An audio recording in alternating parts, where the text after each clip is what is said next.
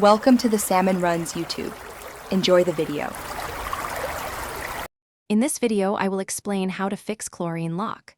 Chlorine lock occurs when your pool's cyanuric acid, or CYA, levels become excessively high.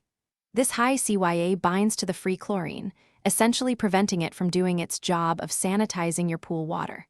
This means your chlorine is present but ineffective, leading to cloudy water and potential algae growth. Understanding this issue is the first step to a clear, healthy pool. Before you can fix chlorine lock, you need to confirm it. Use a high-quality test kit to measure your pool's cyanuric acid and free chlorine levels. If your cyanuric acid reads above 80 parts per million, you likely have chlorine lock.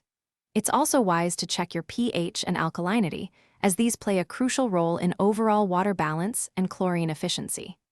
Accurate testing is key to a successful resolution. The most effective, and often only way to truly fix chlorine lock is through dilution. This involves partially draining your pool and refilling it with fresh water. You'll want to drain about 1/3 to 1/2 of your pool's water, then slowly refill it.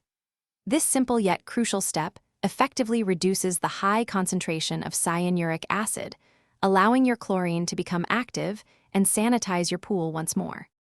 To prevent chlorine lock from recurring, consistent maintenance is essential. Regularly test your pool water, paying close attention to cyanuric acid levels.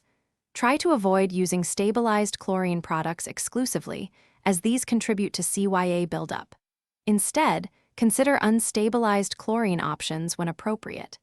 Maintaining balanced water chemistry, including pH and alkalinity, will ensure your chlorine remains effective and your pool stays sparkling clean. Thanks for watching. Consider subscribing if we helped you.